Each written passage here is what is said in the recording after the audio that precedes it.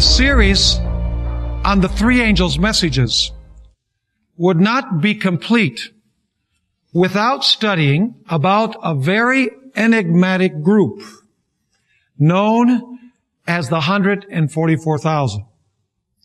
Now, the 144,000 appear in three very important contexts in the book of Revelation. And what I would like to do is go through very briefly these three places in Revelation where the 144,000 are mentioned, because they are critically important places in the book. Now, we're not going to read all of the verses because it would take us far too long. What I'm going to do is give you an outline of where each one of the references appears. The first time that the 144,000 appear in Revelation is in chapter 7 and verses 1 through 8. Now, immediately before Revelation 7, 1 through 8, actually in chapter 6, verses 14 through 17, you have a description of the second coming of Jesus Christ. That's chapter 6, verses 14 through 17. Verse 17 ends with a question. And the question is, for the great day of his wrath has come, and who shall be able to stand? The answer is in Revelation 7, verses 1 through 8. The 144,000 were sealed so that they would be able to stand.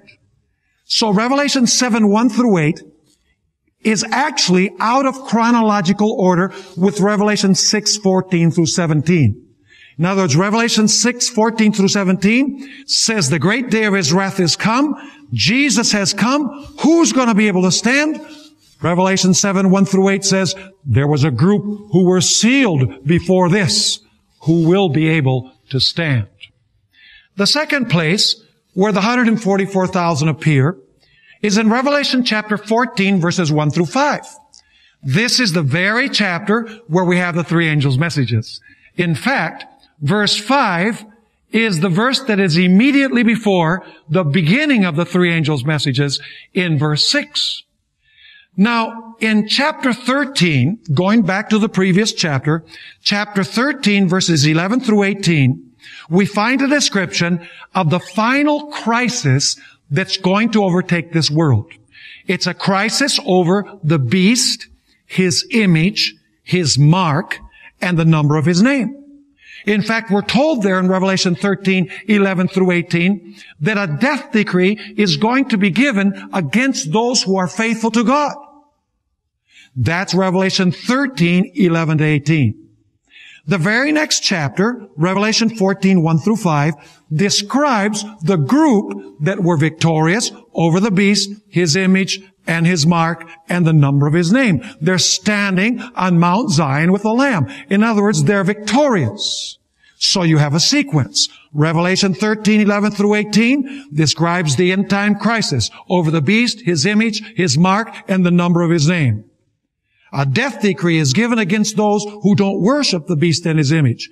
But chapter 14, 1 through 5 explains that there was a group that was faithful to God and will stand on Mount Zion with the Lamb. The third place that we find the 144,000 is in Revelation 15 and verses 2 through 4. Once again, we have to go to the previous chapter in order to understand Revelation 15, 2 through 4. Because Revelation 15, 2 through 4 is the climax of what comes before.